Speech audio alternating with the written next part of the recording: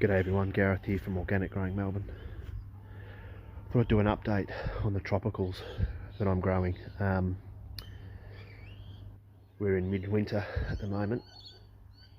We've just had 2 days in a row of frost. This morning was really cold. We had ice everywhere this morning, and I think it's the 4th day this season we've had ice on the grass. And I just wanted to show you that a lot of these tropicals are actually quite hardy. I've got some mangoes hidden in here. I'm using the avocado tree to protect them from the frost, but if I can pull this one out, I'll just show you that I grew this one from a seed just from the supermarket, and you can see really not much damage, and it's looking quite good. In fact, believe it or not, there's even some new growth just here. Mind you, that will die back because of the cold, but as you can see, that's a mango. I think that's a Kensington prize. I've got another one in here. This is new growth here, so it's going to get damaged with the cold weather, but if I had this out in the open, these would all be burned. But still, they'll burn, but as soon as the temperature warms up, you can prune it down and it would regrow. And as you can see, the avocado here, so this morning in Melbourne, it got to 1 degree, or went down to 1 degree. I'm down the Mornington Peninsula, sort of at the start of the Mornington Peninsula, and we would have been colder here. But you can see the avocado, even on this new growth, 4 days already this year of frost and ice, and there's no damage at all. This is a very established tree. It's obviously fully climatized to our weather. But if I go in to the chicken run here, where I have my other avocado, which I only planted last season, and again, here's the top of it here, and I've got no sign of frost damage at all. There you go. We've got a bit of protection under the palm trees above. A bit of protection maybe from that. This will probably be more affected in the summer, in the real extreme heat, and it will kill the top leaves off if we get like mid-30s. So there's an example. Hello, girl. There we go. So there's a couple of examples of what these trees can actually handle. Sorry about the sun there. So if we go up now, some of these I have under the pergola to protect them a little bit. Look, we've got a cherimoya here. This is quite hardy. This is a temperate climate tree anyway, and we're getting new growth. But things like this one's the Jabadicaba, or the Jabadicaba, however you want to pronounce it. It's a yellow variety, and we've really got no sign of damage. I noticed that Jabadicabas, their leaves all tend to discolour slightly. You can see a bit of discolour. If we go back to this one here, this is the Jabadicaba, the large leaf, and again you're getting these little bits of tip damage, something living in there. But yeah, and then we've still got the hibiscus still wanting to flower. You can see some over there as well. And then we've got the ice cream bean, can see I've never not seen it with new growth on it. It's always new growth on it, and it's looking really healthy, this tree, and grows. This is growing quick too, very quick. And then we've got some bamboo here, which this time of year everything seems to go a bit yellow. The giant bamboo down here, although not really a tropical, it can withstand to like -5 degrees, but I stopped feeding the birds because, and I don't get them that often, but we had the cockies.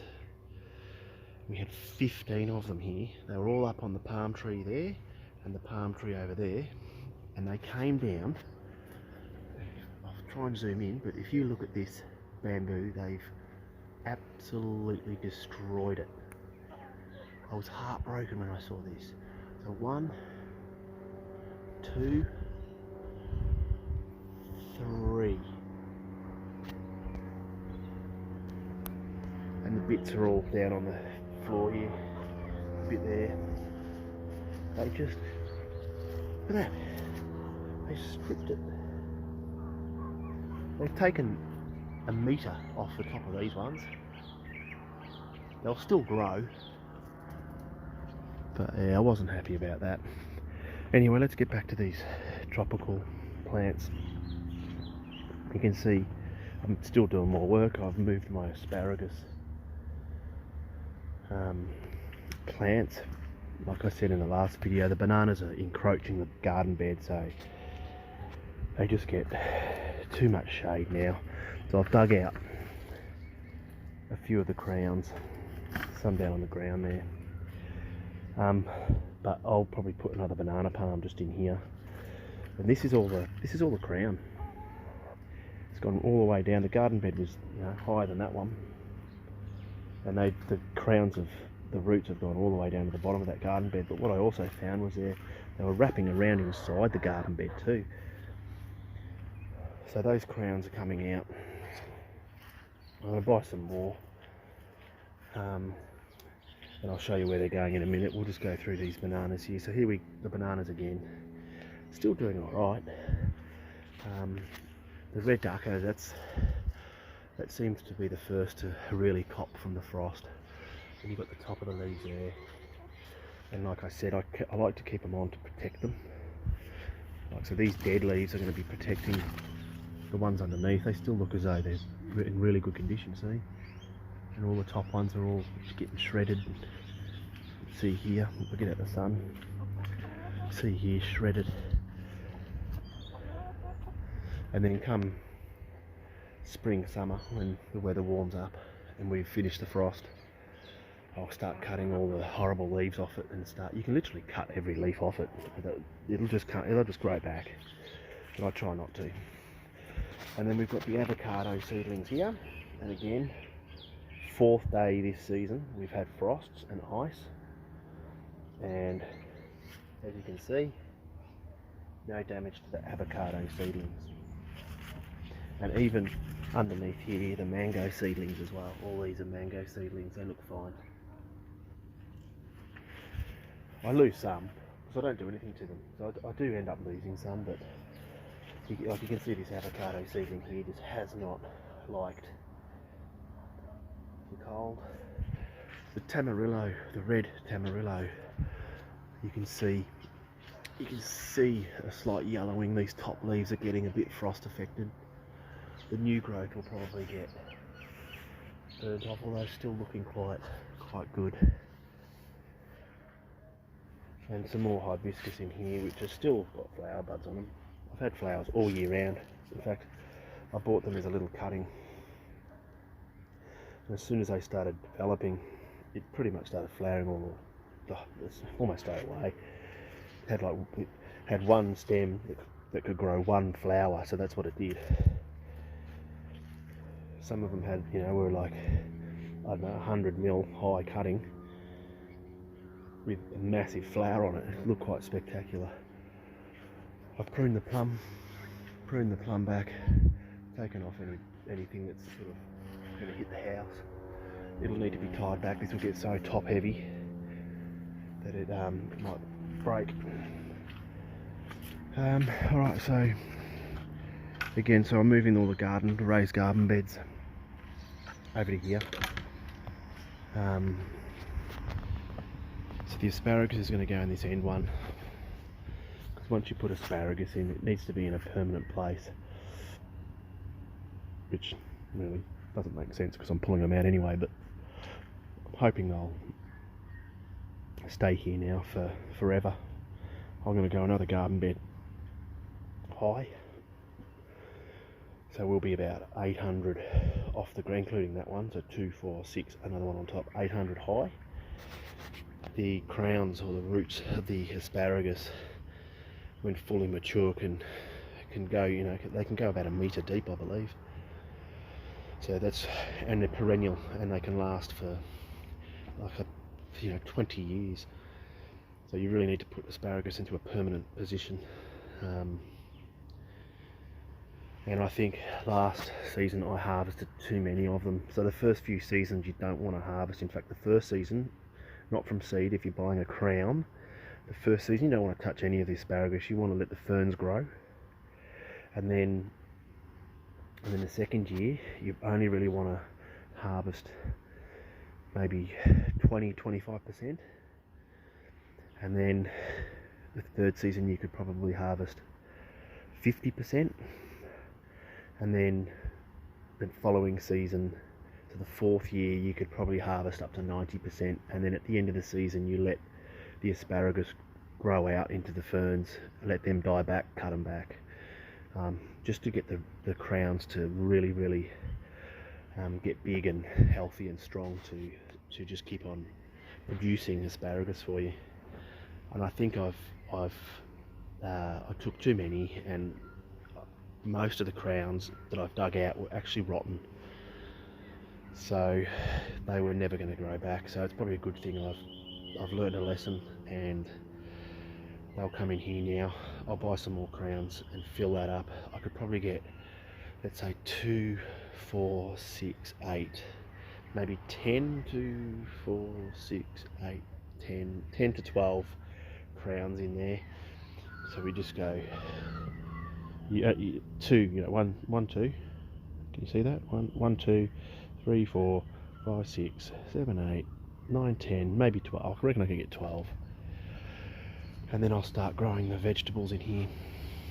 And then this one will have, I'm thinking of putting a trellis up and grow things like beans. I think even like cucumbers, I might do the Lebanese cucumbers and grow them up a trellis, just so it's easier to harvest and it's not all going over the grass here. And that'll go, I'll build that up 1 more high as well, and this one will be 1 more high as well. Maybe 2, I'll see how I go. Try and keep it in sync with that other one. Alright, here's the other Tamarillo. This is the orange variety. Didn't grow as much, and this is actually older than that one. Not by much though, just by months. And again, this is looking really good as well. Well, still new growth coming up. And then we've got the ginger here, which is still actually looking quite good, but starting to yellow a bit, so that'll die off pretty soon. And then I'll show you some other tropicals I've got at the front.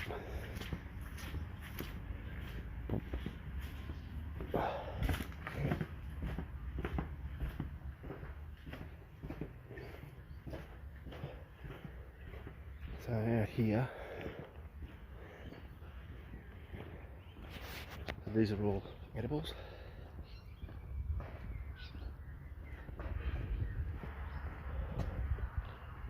I won't prune it, just let that go, let it do its thing. It's lost all its leaves. The blueberries here, that one's not looking too good at all.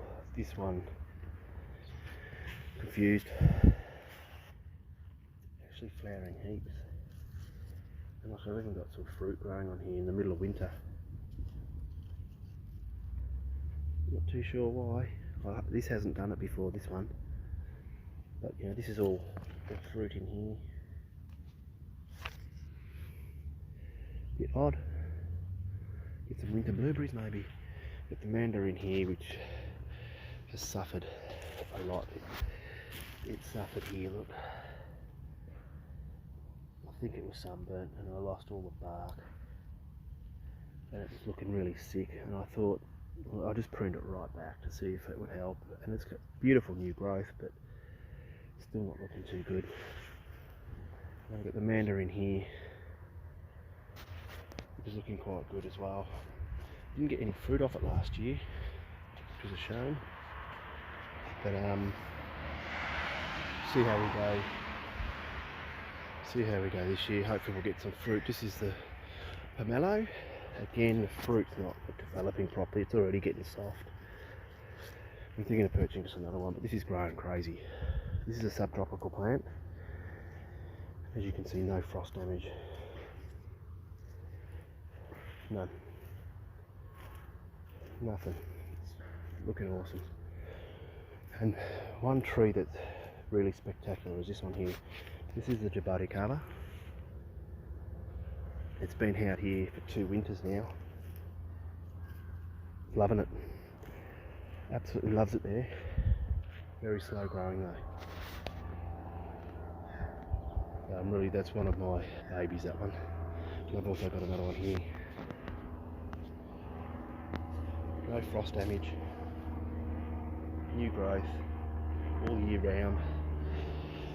So there's 2 subtropical, tropical trees there that just prove how hardy they actually are and how well they grow in the temperate climate.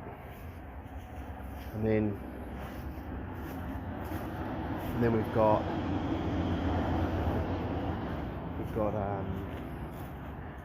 the blood orange here.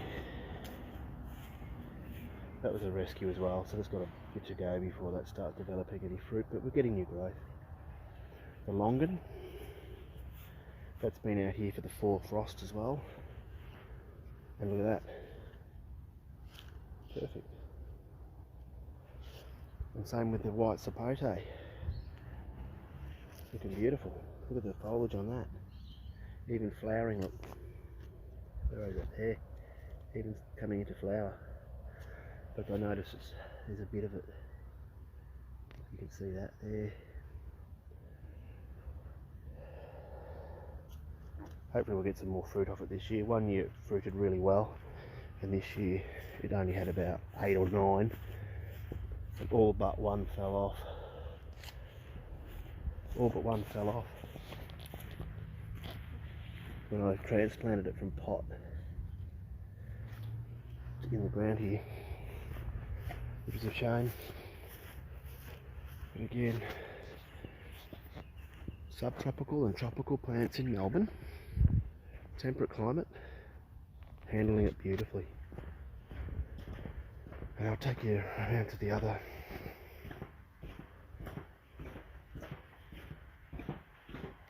plants.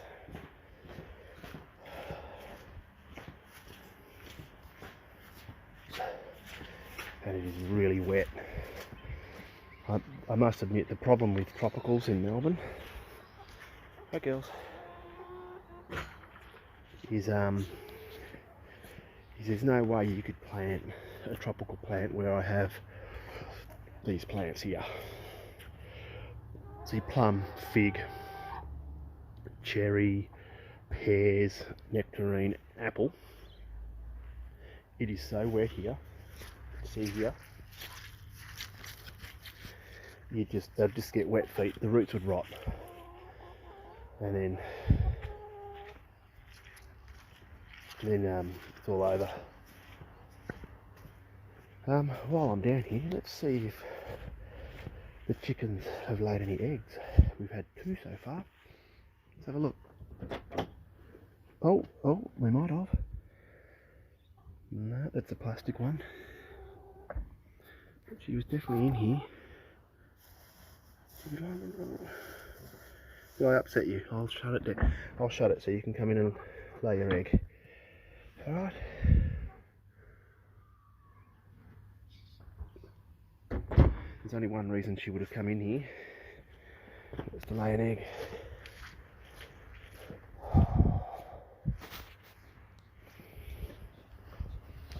Just bear with me, I think someone's at the door. I'll be back in a minute. Alright, we'll get back into it. So we did that, I didn't do this bit here. Alright, so we got the Davidson's plum here. So this always suffered from frost damage, this one.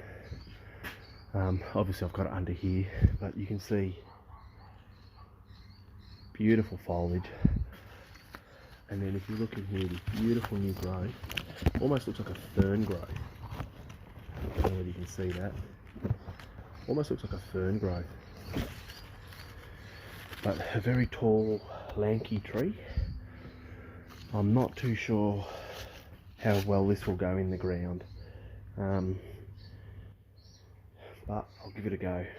Well, what's the worst thing that can happen? Well, it can die, but you can always purchase another one, give it another go. So we've got the mulberry here. This is a subtropical tree as well. And even the leaves that are hanging out are not really getting damaged. And then we've got the dwarf red Chateau mulberry, or the Pakistani mulberry. And this is not that high at all, not that big at all. And this, I probably got 20 mulberry off that. I couldn't believe it. Could not believe it. This is a grafted variety. It's getting strangled here too. Just loosen that up for it. This is a grafted variety, this one. And then we've got these other young avocados, the Pinkerton avocado, which is the A-type. The Farote that was in the chicken pen is B-type. This is the A-type, the Pinkerton, and then I've got the bacon here coming into bud, as you can see. Middle of winter, budding, all branches. And this one's a B-type. See this one budding here, budding here. This is crazy, the flowers on this one. And then we've got the two grafted black sapote here. Excuse me. The colossal. Perfect, nothing wrong with it. Tropical plant in Melbourne. Really beautiful foliage down there. And then we've got the other grafted black sapote here, which is the Bonica, I think that's how you pronounce it. And again, doing perfectly. And then we got the other, I'm not too sure what the variety this is, but just flowers. Oops. Flowers everywhere. Yep. Plus fruit.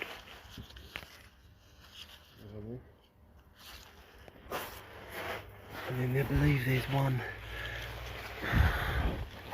that's there as well. Now I don't know whether these fruit are just going to stop through the winter and then it warms up again. They might start producing again, I don't know. I haven't had this one fruit. This is the first time it's fruited. It's flowered but never fruited.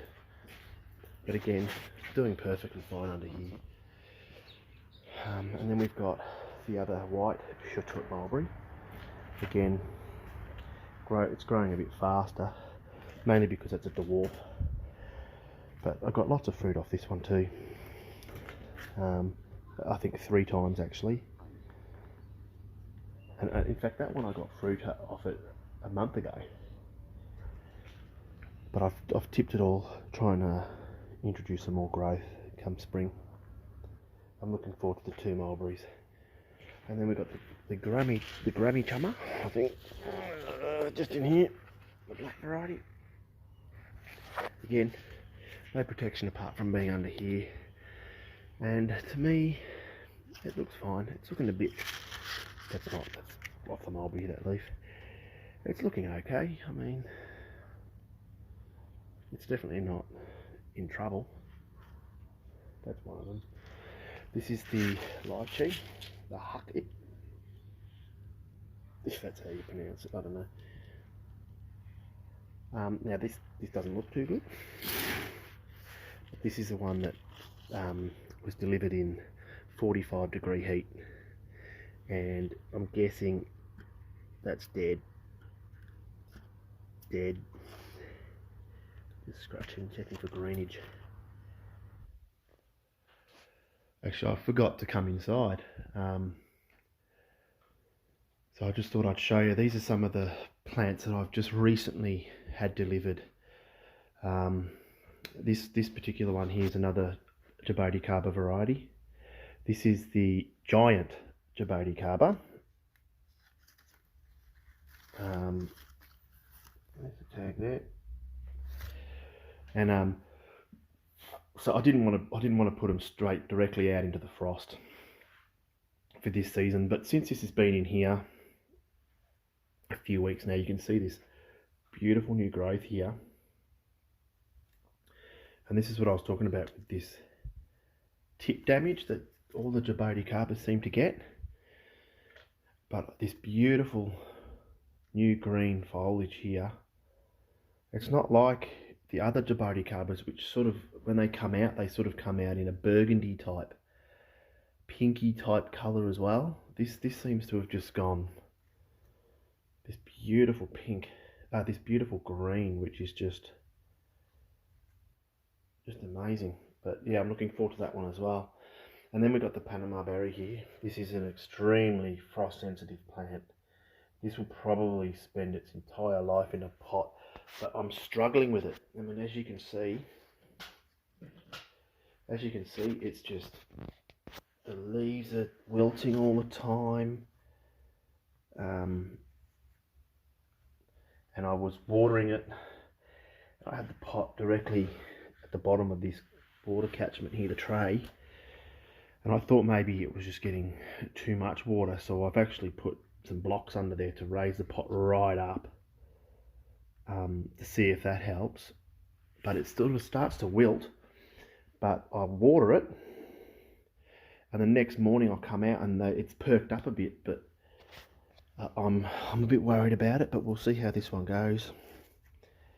And hopefully it will come back, and hopefully it will survive until at least the weather warms up, and then I can put it outside.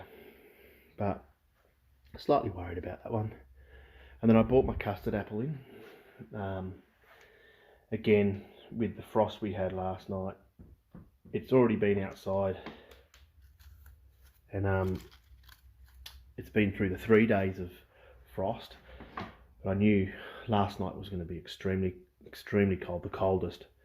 I didn't want to risk it, so I bought this one inside as well. And it is getting a little bit of new. It just fell off. No, that's not a good sign, but never mind. It'll come back. There's some new growth just there. Look, that's going to fall off as well. See, probably the cold hasn't liked it, but I'm pretty sure this will come back okay. And then over here we've got two varieties of dragon fruit. This one hasn't done much. This is the Delight. That hasn't really done much at all, but this one is the Purple Haze. And it's done this really weird thing. This is, when I bought it, it was only this bit here, but this big long bit, thin long bit, I couldn't believe it. It's just gone crazy. It's grown, I don't know, 80 mil, 90 mil, and just really thin. Like within weeks, it's done that, and it's grown these external roots as well. These ones here, there's some there which are dying off, but these ones are all new. So I think this summer they'll go into a pot. I'll put them in a pot and put them on some sort of trellis, but so I can move them. These ones are pretty sensitive as well. Probably more so than the one that's outside there. And then we've got this one here, the Panama berry. Sorry, the Brazilian cherry. And this one seems really good. This hasn't really changed much at all. The leaves all still look really good. but they were new delivered from Daly's, and I didn't want to risk putting them out in the frost straight away. Although the nursery at Daly's do get frost as well, probably even colder nights than ours. But I didn't want to risk it, so I just brought them inside for this first winter, and then after that they can go outside. That could probably stay in a pot as well, and then just move it around into the sun, and then protect it under the veranda in winter. So yeah, there's a few of the tropicals I have inside. So sometimes you do have to take that extra step. You know, it doesn't get lower than 15 degrees in the house, or so is it 17 degrees the heater goes down to at night. It's not the best condition. Obviously we don't have any humidity in here for these tropicals, but I think I've got a better chance of them surviving in a drier environment rather than the frost and the cold outside. But yeah, I just thought I'd add those to the video. I'm going to wrap that up now. Thanks for watching. Don't forget to like, subscribe and share. And if you want to leave a comment, I'll be happy to answer any comments on any of my plants. And if you press that little bell, you'll get notifications every time I release a new video. And thanks for watching. Take care, bye.